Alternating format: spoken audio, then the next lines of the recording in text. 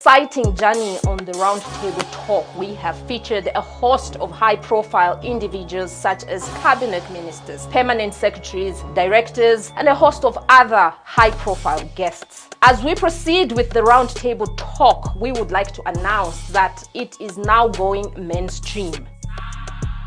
Yes, you heard me right. Going forward, the Roundtable Talk will be broadcast on Millennium TV, Channel 95 on the Topstar decoders, on YouTube, and as always on Smart Eagle's Facebook page. Join me every Thursday at 15:30 hours as I bring to you more and more exciting guests for more information, entertainment, and education.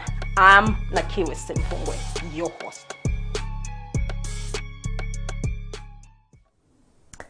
He is a former lecturer at the University of Zambia School of Education, Department of Educational Psychology, Sociology, and Special Education.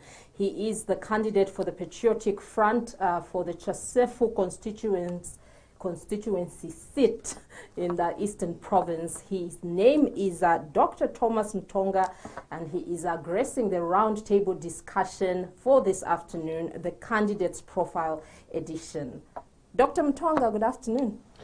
Good afternoon, Nakiwe, and good afternoon, listeners. Thank you so much for making it to the roundtable discussion. You are actually our first respondent for the Candidates Profile Edition. So it's very exciting. That's wonderful.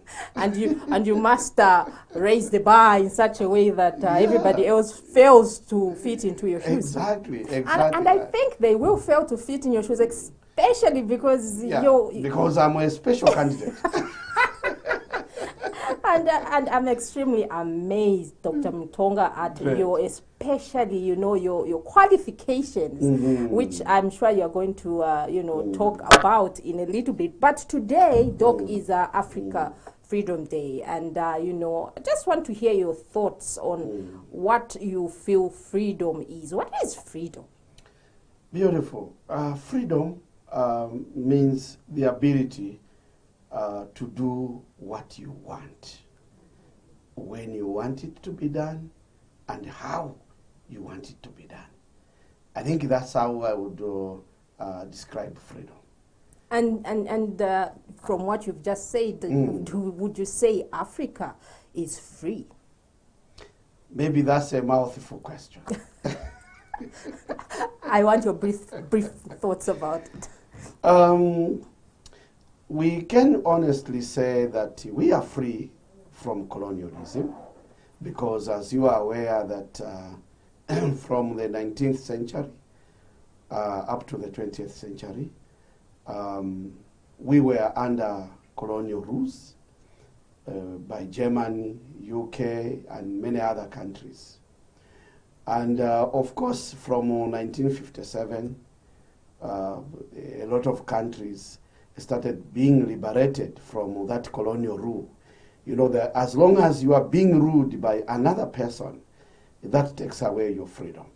So in that sense of ruling ourselves, we are free.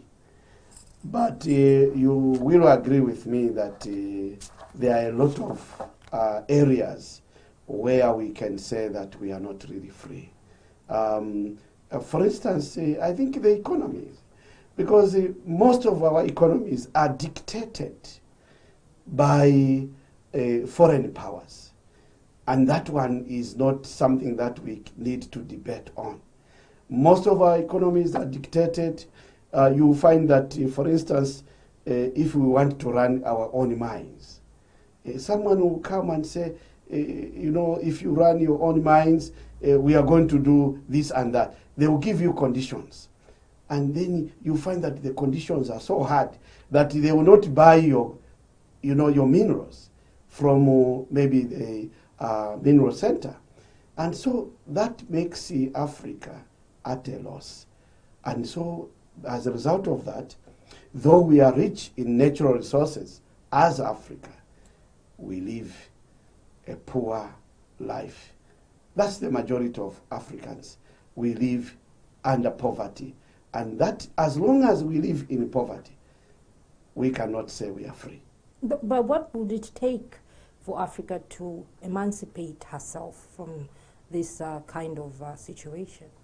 I think we need leadership. We need, of course, leadership from Africa. We also need leadership from other countries to reach a point where we say, okay, like what has happened over the COVID-19. Over the COVID-19, the developed countries have said, let's give developing countries the immunization, the vaccination.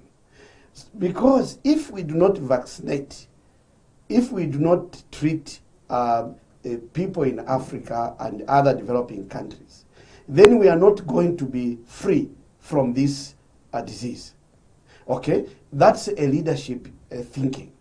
But in terms of economy, they have failed to take that decision.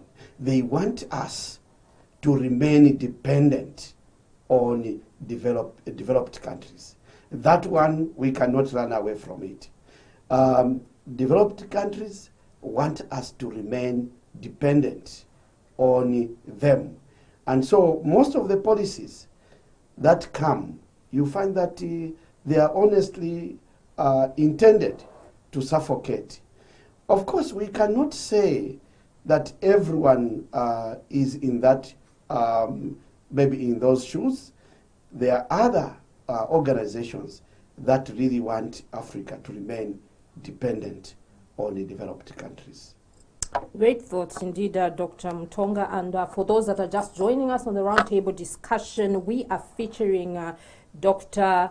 Thomas Mtonga, the Chasefu candidate for the Patriotic Front in the forthcoming general elections. Now, Dr. Mtonga, the exciting part that I want to get from you. Yes. Just give us a bit of background about yourself. Who is Dr. Mtonga? Maybe we can start with the education.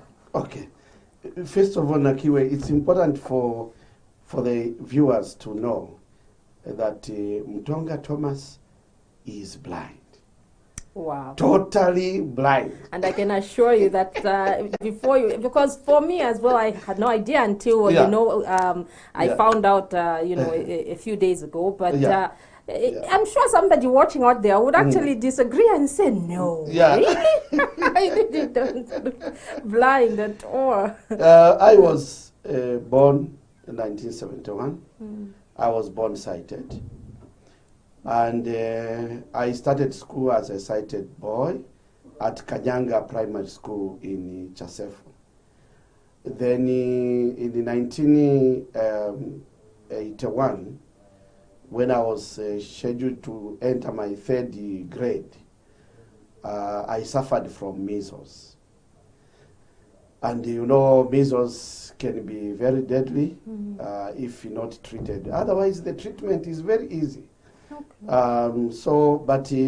The brother I had gone to see during that holiday for grade 2 didn't really think that it was a serious matter. So, they would use umulembwe in my eyes. People would advise, no, just use some umulembwe. Anyway, that's how I became unconscious, and they realized it was serious. Rushed me to Kabwe General Hospital. At that time, we had gone to, because my father was actually doing some farming in Kabwe. So rushed me to Kabwe General Hospital. The doctors, of course, managed to, cure me of the disease, but they couldn't heal the eyes. Yeah, so I had to start grade 1 again at Ndola Lions School for the Blind. Okay. Yeah, in 1982. And of course, that took the efforts of my dad, because I think I have a lot of respect for him, though he was not educated and living a poverty-stricken life. But he fought. He said, how do I keep a blind child? And he would sometimes sob, how do I keep my son? So anyway, someone told him, no, there is a future. Take him to Ndola Lions School for the Blind.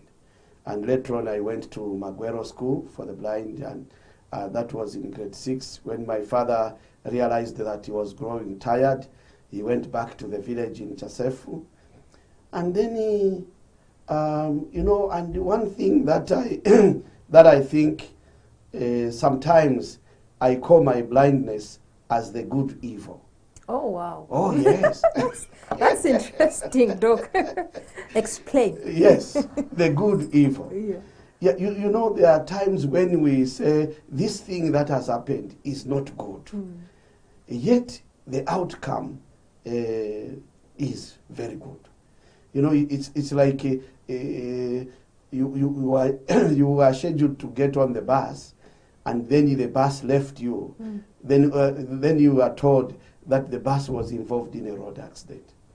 And you begin thinking, well, maybe I could have been one of those who could have died. Yeah. So I'm saying the good evil because before I lost sight at my school, I think I was coming out as number last in class. Oh, I remember the last time I was at Mondaki Primary School, the term 3 in 1980, grade 2. They used to call us together at an assembly. Then they would be mentioning names and the number you have passed. Yes, and in my case, the teacher simply says, Thomas Mtonga, 0. Yeah. So when I lost sight anyway, I think I put in all my best to an extent that things changed. I began doing very well. Up to the time I went to secondary school, I did very well in my grade 9 and grade 12. That was at Chasefu Secondary School. Anyway, maybe just to mention, all my brothers, my sisters, never went up to grade 7. Oh. So I became the first one to go up to grade 12. And after that, of course, I did extremely well in my grade 12. I went to Nkrumah Teachers College. Okay. Yeah, to do secondary school teaching. And I did the English and the religious education. And you know, in class we were more than 80, the English class. Okay. Now Nkrumah had, I don't know whether it is still there, but the languages students, we needed to be hard nuts because there was a component of language called syntax. Okay. And people used to run away from that component. They would change the courses because of that. So we started, I think we were 86. By the time we were finishing, I think we finished 66. Wow. The rest failed, others changed courses, but I stood resilient, and I graduated with a merit from Nkrumah. Then I was sent to Chizongwe to teach. And I was teaching not blind children. Because initially I was sent to Chasefu Secondary School where there were blind pupils. Okay. But I said, no. These guys want me to be teaching my fellow blind persons. A thing I didn't want. Because it was not going to give me any challenge at all. So I requested for a transfer to go to Chizongwe Technical High School, which is actually the cream of the province. And at that school, I was teaching able-bodied children. Wow. To an extent that my first grade 12 pupils finished in 2001. And you know, there were great results because I think in English there was a 98% pass, and in the RE 99% pass. Amazing. And I was awarded. I can imagine. And I meet the pupils up to now. Some of them are medical doctors. Others have gone into engineering. Quite interesting. I meet them sometimes on Facebook, sometimes even physically. So anyway, at Chizongwe I taught. Then I decided to do my further studies at the University of Zambia. I came in 2004, and for my first degree in special education and religious studies. Then in 2008, in fact, even at the University of Zambia, I made up my mind to put in all my best. And I really did that because almost every year I was getting what is called a commendation letter from Senate. Now, for you to receive a commendation letter, you need to get a B+ and above. So meaning B+, meaning merit or distinction. So every year I was getting a commendation letter. Wow. And that's why when I finished, the University of Zambia Senate decided to call me. They said, no, though this man is blind, but he has proven that he's blind, he's a blind man who can see. Absolutely. Wow. Yeah, I remember a colleague, a friend, who we were competing so much. So she would say, but how do you do it? How do you just manage? I said, no, I think by God's grace. Yeah, so anyway, I was called back by the University of Zambia in 2009 to do what is called a Staff Development Fellow. Staff Development Fellow are those students who do very well and they are called back by the University of Zambia. They are employed, but they are also sponsored for masters. So I came to do my masters at the same time doing some work with the University of Zambia.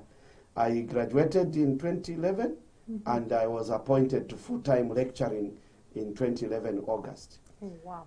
Yeah, but maybe just to add a few, in 2012 I found a scholarship. I won a scholarship under UNESCO to go and do a postgraduate diploma in curriculum and development and design in Tanzania at the Tanzania Institute of Education. Then in 2014, I won a scholarship from Open Society Foundation, an American organization, to go to Turkey, Istanbul, to do sociology of globalization, a diploma. And then they saw that I was really a disability activist while living as a person with a disability. They decided to send me for my second master's, another scholarship, to go to the University of Leeds in the United Kingdom, where I did my second master's in international human rights law. So at least I did some law. Yes. Absolutely. Yeah, so, and you know, it was a class of, we were 17. Two of us were blind with a colleague from Zimbabwe, and the rest were white persons who were able-bodied. But we managed to beat them.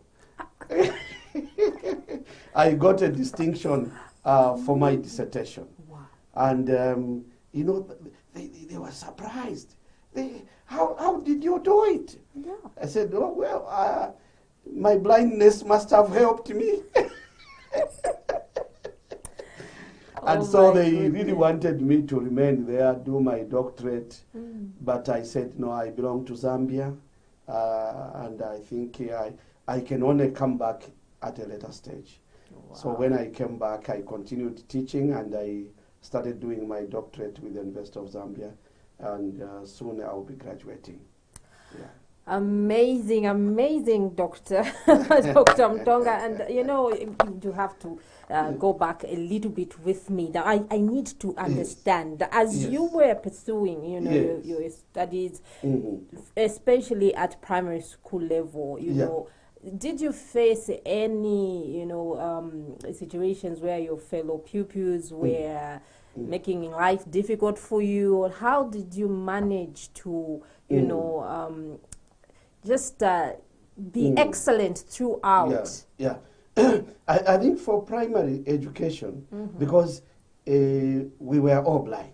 Oh, okay. So you see, it was a competition. You went to a school for the blind. A school for the blind. Yes, okay. Ndola Lion School for the blind. I see. But I think life began, became a little bit difficult when we went to secondary school. Okay. Because at secondary school now, it was, an inclusive school where we were put, in fact, it was Cadet Secondary School, where we were the first blind pupils. Okay. And so people were, those myths and beliefs about people with disabilities, some of them did not want to interact with us. And I remember that even, eating from the dining hall, they barred us. So they said, no, we can't be eating with blind people. So food used to be brought to the door for us. Until we protested, we said, no, we are just like everybody else. We want to eat with our friends. And even in class, some teachers wouldn't want to come if they know that this class, that's where the blind pupils are, they wouldn't want to come there. Except a few courageous teachers. So for the whole first year, in fact, for more than 6 months, we never went to class. And later on, even when we started going to class, some people would shun our class. Some teachers would shun our class. Fellow pupils would tease us. I remember one friend, he felt that it was too much. And he said, no, I'm not coming back. Because we went to Cadet Secondary School, we were 5 of us, 2 girls and 3 boys. Then he felt that it was too much, the teasing, the bullying, the stigma was too much, he couldn't withstand. And he said, I'm not coming back. But for you, Doc, what kept, your fire burning? What made you so resilient? My God. That you decided that against all odds, all the bullying and all the, I'm still going to do. I think, there is a natural instinct. Okay. Yeah, that helps people to develop a resilience. You can pass through the same trauma. One will overcome it easily, another one may take too long. And I think I belong to a group that is not easily pushed. I belong to a group that cannot easily be challenged emotionally. Let me tell you maybe one interesting experience I had maybe just before we continue. Yes. When I was sent to Chizongwe, Chizongwe is a school, the cream of the province, because it's a technical high school. Okay, now I found able-bodied teachers there. I went there as a diploma holder, and the majority of them were degree holders. Now, the teachers teamed up to say, how do they bring a blind person to a school like this one? And so they went to tell the head teacher, we don't want this man. Okay? And the head teacher called me. He said, look, your fellow teachers are saying you may not manage. Of course, he was polite. You may not manage here. I said, no, sir. Give me class. And you'll see what I'm going to do. Then I think when he saw that it was not possible to get rid of me, the other teachers, of course, I remember 1 or 2 teachers who would, get a cup of tea during break, and they start walking around in the staff room, and they are laughing at government. How this government, Chiboma, how can the Boma bring people who can't see to a school like this one? And he would be saying that in my hearing. Then, people would be clapping and laughing. Hey, sure, how can they do that? So I said, I think this will frustrate me. Eventually, I will not perform. So what I decided to do was, when this teacher is walking around the staff room and talking about all those things, I also decided to be clapping hands. Wow. So anyway, I'm trying to show that, you know, I'm someone who cannot easily be pushed emotionally. Yeah. People can say things, people can do things. As long as I am alive, I will be able to laugh and keep going. So I think that's what should have helped me in my education, because really, Nakiwe, the challenges for people with visual impairments in the acquisition of education are so enormous. And in developing countries, where sometimes you do not have facilities, it's so hectic. But I always found a way out and managed my way through education. Absolutely great stuff, Doc. Do we have a lot of schools or schools now, you know, having a component of, you know, teaching blind, or do they you know, are they taught at the same time with? Yeah. We have special schools where we find blind children only. There are about 6 of them in the country. Okay. Yeah, but you know, with the policy on inclusive education, we needed to have a situation where blind children go to the nearest schools, okay, to so that they stay with their parents, and then they are not compelled to go to, for instance, to go to Magwero in Chipata, and they are coming from Lusaka, you know. But the inclusive education policy has really taken off with a lot of shaky grounds. There are certain disabilities that can easily be included, but not blindness and deafness, you know, because these require a lot of specialization. For instance, a blind child going to a school for able-bodied children, firstly, he needs a teacher who understands how to do some braille. You know the braille? Yes, sir. Yeah, braille, which is the writing for the blind. And he needs some knowledge on how to handle such children. So I remember, you know, when I was working with the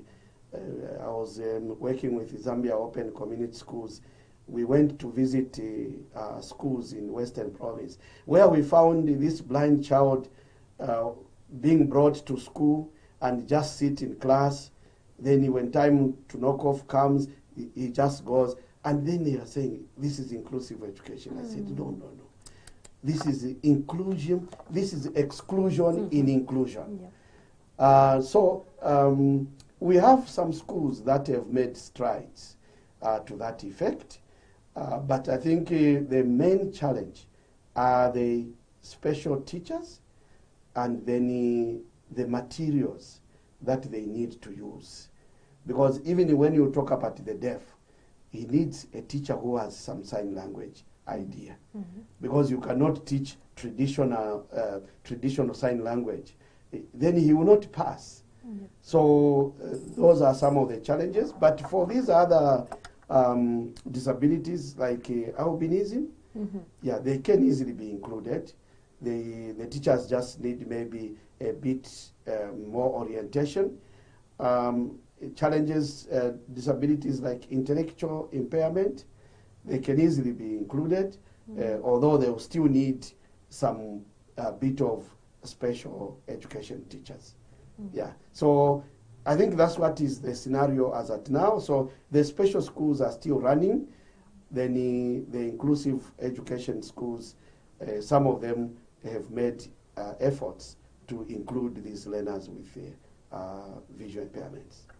Great stuff, Doc. And for those that are just joining us on the roundtable discussion, we are featuring Dr. Thomas Mtonga, the Patriotic Front candidate for the Chasefu Parliamentary seat. Now, Doc, Doc, tell us a bit about your family. Are you married, children? Oh, yes.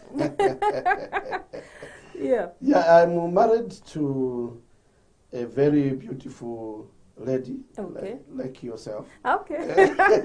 Thank you. She's a Faith Hantete. Okay. And we got married in 1999. Yeah. When I was teaching at Simpungwe. We have 3 children. Okay. The firstborn, Tofai, is now doing his 2nd year at the University of Zambia. Wow. The second-born, Wodala, she's a girl. Mm-hmm. She's doing her 1st year at the University of Zambia. Wow. And our last-born, Uchizgi. You can see that all the names are Tumbukanized. Uchizgi is actually in grade 8 at Mumana Primary School. Yeah, so otherwise, I saw the lady in 1994. So we were in courtship for 5 years. Oh, wow. Yes, and then we decided to get married in 99, 12th June to be specific. Great stuff. Sure. Indeed. Great stuff, Doc. Now, let us, zone in on your constituency, Chasefu constituency. I have collected from what you have said that you were born and raised to a certain extent in, Chasefu constituency. But where does your political journey come now? Is it just starting now, or have you always been interested in pursuing politics? I think the interest to pursue politics, the interest has been there. But I think, where a situation where someone tells you what you are, you may not know your potential, but someone tells you, you are able to do this. I think it started in 2005. At that time, I used to participate in the Nchwara ceremony. I was a committee member of the Nchwara ceremony committee, the national committee. Okay. Yeah, representing people with disabilities in Eastern Province. And so, in our deliberations, I think the 2 chiefs saw a lot of potential in me, Chief Mazimawi and Chief Nzamane. Apparently, I have not spoken to them from the time they told me this. Okay. Yeah, they called me aside. They said, Mr. Mtonga, we admire your contributions and just your performance. And we think that you can be a very good MP candidate for Chipata Central. Oh. I said, what? And 2006 we are having MMD. That was the time for MMD, and we're having elections in 2006. And so I said, but you mean it? They said, yeah, we think that you can be a very good candidate, for the ruling party. But because I was still at school and I really thought I was still young, I really said, I declined. I said, no, I don't think my time is now. But what they said to me went with me, and it kept rumbling within my heart. Okay. And I said, I think I honestly want to be an MP one day. I think the desire started growing to an extent that I remember one teacher at Chizongwe used to laugh at me. Say, you are wasting your time teaching here when your people in Chasefu are languishing in poverty and the lack of education. Go and stand for them. Wow. So I said, I think 2016, I'm going to stand. So apparently 2014, And that's when I went to the University of Leeds, and I came back when the campaigns had already started. So I said, okay, I've missed this opportunity, but 2021, I must be there. And so I was really afraid. What will people really say? Because you are talking about a person with a disability, and you are talking about people in the rural regions who have been brought up with myths and beliefs about people with disabilities, and they believe that people with disabilities can't do anything, and that's why they keep them in their homes. So I did, testing the waters. Yeah, so I prepared a tournament, a football tournament, a football and netball tournament in my village. And when that tournament was, when they played and the finals were done, I gave them what the prizes that I had promised them. The village headman spoke. Okay. Yeah. They said, look, we have educated people like yourselves here, and we are really in trouble because we can't find an MP that speaks for us. You have started well. Can you come and represent us in Parliament? Wow. Oh, that those words came like a big waterfalls. That encouraged me quite a great deal. And I said, I think, let me test the waters, let me go with it up to the very end until maybe the party says they do not want me. And so that's how I kicked off my campaigns on the ground from 2018 up to 2021, when we were applying for the adoption under the PF, under the Patriotic Front arrangement. Yeah, so, but I have seen, and I saw that, of course, at the beginning, some people, even now, of course, even now, someone called me this morning around 11 o'clock. He says, you see, I am a father of a child who is also blind. And that man is in Chasefu also. And I have heard people say, how do we bring in a person who is blind? But I tell them that, you see, the blind can do great things. And I have all the hope in you that you are going to make it, you are going to change the face of Chasefu. And so, really, those that have had mixed feelings, whether a person with visual impairments can do it. When I tell them my background, when I tell them what I've achieved, when I tell them what my experiences have been, no. They come back confessing, we were among those who never thought you could do this. Because, in terms of education, I'm not there much. No, absolutely not. I'm not there much.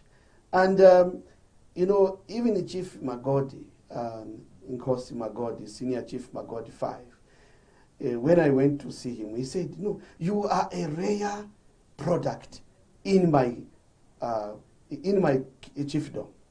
You are a rare product, and we must support you. So a lot of people have been converted.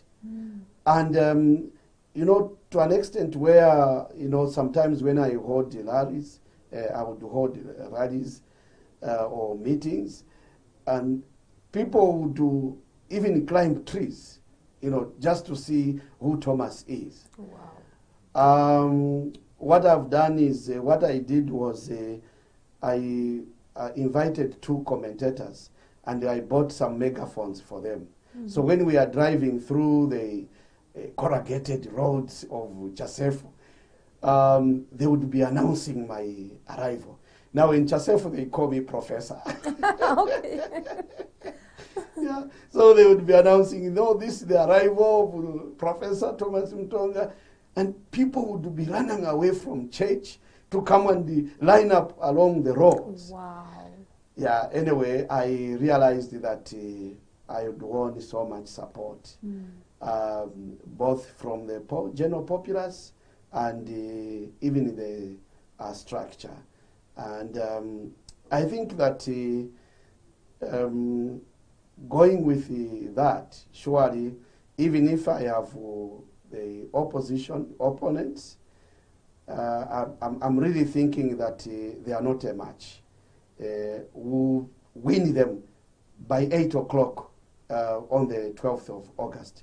We'll beat them by 8 o'clock before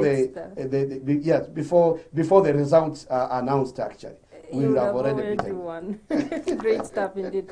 But it brings me to the question: how does it make you feel to receive overwhelming, support from not only your party, the Patriotic Front, but your constituents as well in Chasefu, and I imagine the rest of the world? What does this say of or to that young person who is visually impaired or has indeed any other disability, and how they should perceive themselves in life?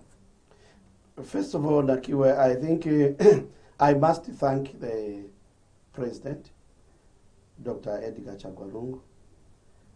I am not sure because I've not sat down with him to find out whether his family has anyone with a disability. But I want to believe that he must have had an influence when he was presiding over the adoption meetings. I want to believe that the PF party decided to live up to its words, that we are running an inclusive government. So I want to thank them so much for having thought about me and to represent people with disabilities, not just to the people of Chasefu, but people with disabilities in the country. The day the announcement was made that I had been adopted, just in one afternoon, I received more than 350 calls. Wow. So that was massive. Yeah. So, meaning that a lot of eyes are looking at Chasefu. I've received calls from African Union. Wow. I've received calls from Netherlands, my colleagues that I've been working with. And today I was just reading an email from Japan, where they are saying, we are behind the government of Zambia for making this decision. Wow. I said, hey, I wish they could drop in some money for campaign. Indeed. Indeed. But beyond all that, I want to really thank the colleagues. We were contesting with a lot of colleagues, Chano Dangwira, Emmanuel Zgambo, Hambani Mbale, and even Mishek Nyambose. These others have decided to join me and support me, except for Mr. Mishek Nyambose, who has decided to stand as an independent. Oh. Yeah, but that shows that people have realized that probably this is the best time we needed to support a candidate with a disability. Because the people of Chasefu have a rare opportunity. This is a rare opportunity to have a candidate that is blind but able to perform. Not blind even in the brain, but blind in the eyes and yet able to see in the brain. And because of that, I am quite optimistic that the PF government, the PF party, will carry the day in Chasefu, because the people are in full support of the idea that people with disabilities should also see Parliament. And you were saying a word to people with disabilities. I think, you know, Zambia has more than 2.4 million people with disabilities. All these people, of course, they have expectations. And their expectations are that one day they must be found among the leaders of the nation, so that their issues should be articulated. I know that the PF government has passed a lot of laws which are very positive towards people with disabilities. But what has remained has been the issue of implementation. Now, what people with disabilities have been saying is that nothing for us without us. You hear that saying? Nothing for us without us. You can make good laws about people with disabilities, but without them, something will still be missing. Absolutely. Because you are deciding for them what they need to do, what needs to be done to them. Why can't you pick one of them to come and say, find out from him, how do you feel when people do these things to you? How do you want this thing to be done? At least if there is somebody who has a disability and is able to speak about people with disabilities, that will be fair to people with disabilities. Just like the women folk, they have been fighting also. Nothing for us without us. How do you decide on women's future without the women themselves? So this is what people with disabilities have been saying all along, that we need to participate in politics. But you see, it's very intimidating because it requires a lot of resources, first of all. But further than that, you know, there are derogatory remarks that can be found, the bullies, you know, stigmatization, all those issues are a threat to people with disabilities. So those of us who come out and say we want to stand, we just gather the courage. Say, okay, no matter what happens, we are going to manage. Just like I told you that I'm not easily pushed in terms of emotions. That when you talk about me, no, it's a blind, I go in the corner and start mourning. Oh, no. If anything, I'll start clapping. Wonderful stuff. Wonderful stuff indeed, Doc. Now, you know, we are almost in the dying minutes of the show, but in very few seconds, would you just highlight what the most contentious issues will be that will be your very first, especially once, if you are voted in? I'd like to say once you're voted in. When you are voted in. When you're voted in. What are the very first things that you know, you're going to look into? What is Chasefu lacking in right now that you want to bring to the table? Chasefu is a rural district. You know, it's situated between Lundazi North and Chama South. On the eastern part is Malawi, and on the western part is Chifunda and the Ruangwa Valley. Now, you know, there are high poverty levels, high illiteracy levels. Now, meaning that I know I have a huge task to undertake. But my first thinking is to find a way of boosting the agricultural performance of people of Chasefu. And in that view, linked to that, is the road network. Yeah, I think the road network is number one, because currently, you know, there is no tarmac in Chasefu. All the roads are gravel, and sometimes they take long to be, you know, to be worked on, so that they become passable. And in the rain season, Sometimes the roads are completely, some people are cut off, from the main maybe areas of activity. So, meaning that one thing I will honestly impress on the government is to find a way of working on the roads in Chasefu so that the agricultural inputs can be transported easily. And then looking at agriculture itself, right now, I think there is an outcry. The farming inputs are not enough. Chasefu has more than 90,000 people. And yet, the packs, the fertilizer packs that go there, I don't think they are more than 3,000. So, meaning that the rest of the people live without the packs. So, I need to engage, first of all, government to increase on the packs, but also to engage the people that we can go for crops that do not need a lot of fertilizer. For instance, it's the issue of changing the mindset.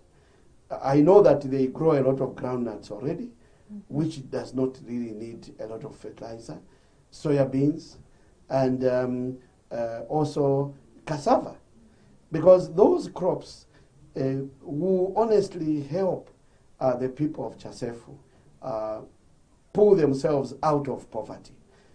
For instance, the soya beans right now, it's fetching a lot of good money. And so if the people of Chasefu can go into that area, then we are likely to boost the economy of the area. So, and Chasefu is a new district, so meaning that a lot of services, a lot of amenities may not be well organized.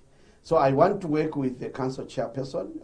By the way, the Patriotic Front government gave me a council chairperson, a lady by the name of Chimwemwe Banda. Okay. And we seem to be flowing already, though both of us are candidates. Okay. We seem to be flowing. I want us to work in such a way that we meet the needs of the people. We may not meet all the needs, but at least by the end of 5 years, they should be able to say, these people have done ABCD. Absolutely. Yeah, at least I have a vision.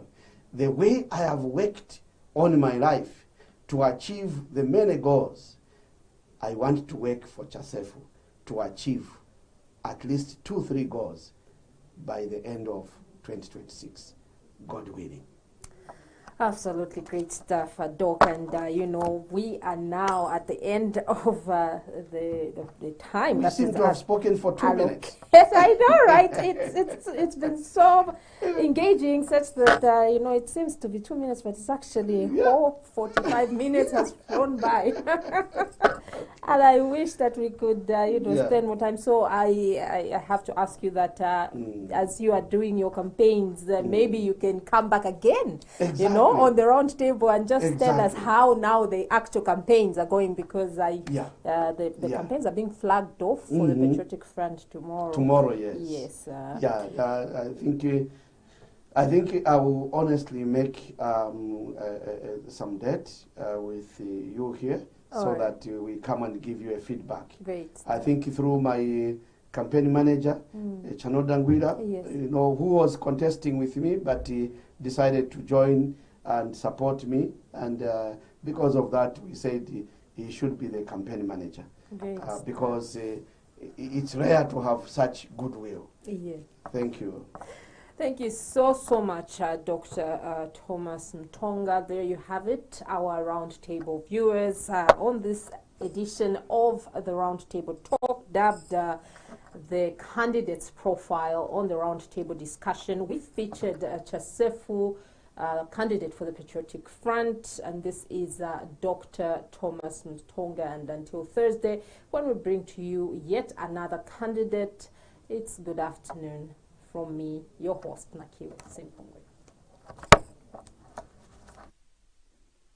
It has been an exciting journey on the Roundtable Talk. We have featured a host of high-profile individuals such as cabinet ministers, permanent secretaries, directors, and a host of other high-profile guests. As we proceed with the Roundtable Talk, we would like to announce that it is now going mainstream. Yes, you heard me right. Going forward, the Roundtable Talk will be broadcast on Millennium TV, Channel 95 on the Topstar decoders, on YouTube, and as always on Smart Eagle's Facebook page. Join me every Thursday at 15:30 hours as I bring to you more and more exciting guests for more information, entertainment, and education. I'm Nakiwe Simpungwe.